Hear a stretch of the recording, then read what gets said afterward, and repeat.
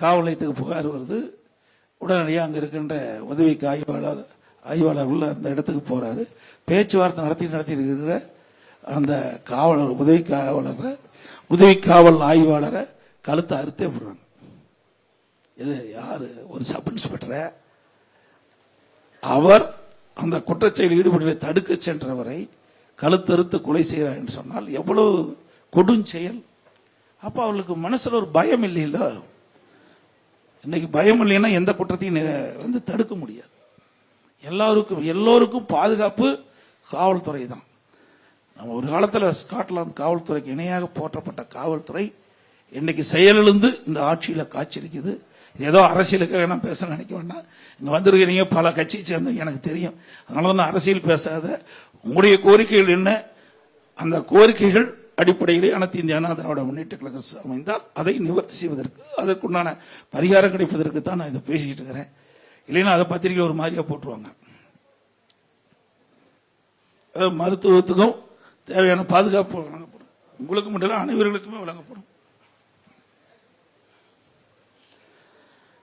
இங்கே மருத்துவர் இங்கே குறிப்பிட்டாங்க, அனைத்து இந்திய அண்ணா திராவிட முன்னேற்ற கழக ஆட்சியில் தான் இந்த மருத்துவம் சிறந்து விளங்கியது. இந்தியாவிலேயே சிறந்த மருத்துவ சிகிச்சை வழங்கக்கூடிய மாநிலம் என்ற பெயர் தமிழ்நாட்டில் அதிமுக ஆட்சியில் தான் கிடைச்சது. அம்மா இருக்கின்றவங்களும் சரி, அம்மா மறைவுக்கு பிறகும் சரி, ஒரு நல்ல சிகிச்சை மக்களுக்கு வழங்கப்பட வேண்டும் அடிப்படையில் தான் அம்மா மினி கிளினிக்னு ஒரு திட்டத்தை கொண்டாங்க. இன்னைக்கு கிராமத்தில் இருக்கின்ற ஏழை மக்கள் அதிகமாக நிறைந்த பகுதியில் தேர்ந்தெடுக்கப்பட்டு அம்மா மினி கிளினிக் அமைக்கப்பட்டு அங்கு இருக்கின்ற மக்களுக்கு இலவசமாக சிகிச்சை அளிக்கப்பட்டது. அதையும் இந்த அரசாங்கம் மூடிட்டது. எங்களுடைய அனைத்து இந்திய அண்ணா திராவிட முன்னேற்ற கழக ஆட்சி அமைந்தவுடன் இந்த 2000 4000 அம்மா மினி கிளினிக் அமைப்பதற்கு அரசு நடவடிக்கை எடுக்கப்படும். அது மட்டும் இல்ல, 7.5 உள்ளீடு ஒதுக்கீடு பற்றி சொன்னாங்க. அது உண்மையிலேயே ஏழை மாணவர்களுக்கு கிடைக்கப்பட்ட ஒரு பெரிய வரப்பிரசாதம். இன்னைக்கு அரசு பள்ளியை படிக்கின்ற மாணவர்கள் பெரும்பாலும் தனியார் பள்ளி இருக்கிறீங்க, தப்பா நினைச்சுக்க வேண்டாம். இன்னைக்கு அரசு பள்ளியை படிக்கின்ற மாணவர்கள் பெரும்பாலும் ஏழை மாணவர்கள். இப்பொழுதுதான் தனியார் பள்ளி அதிகமாக வந்திருக்குது. அப்பெல்லாம் நான் அரசாங்க பள்ளியில தான் படித்தேன். கடைசி வரைக்கும் அரசாங்க பள்ளியில் தான் படித்தேன்.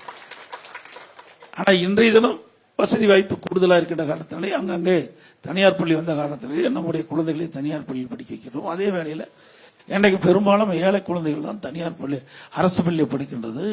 அப்படி அரசு பள்ளியில் படிக்கின்ற மாணவர்களுக்கு தனியார் பள்ளியில் படிக்கின்ற மாணவர்களுக்கு இணையாக கல்வி கிடைக்க வேண்டும், நல்ல அறிவுத்திறன் கிடைக்க வேண்டும் என்ற அடிப்படையில் தான் அனைத்து இந்திய அண்ணா திராவிட முன்னேற்ற கழக அரசு பிளே ஸ்டோர் மற்றும் ஆப் ஸ்டோரில் இருந்து பாலிமர் செயலியை QR கோடு மூலம் பதிவிறக்கம் செய்யுங்கள். செய்திகளை உடனுக்குடன் பெறுங்கள்.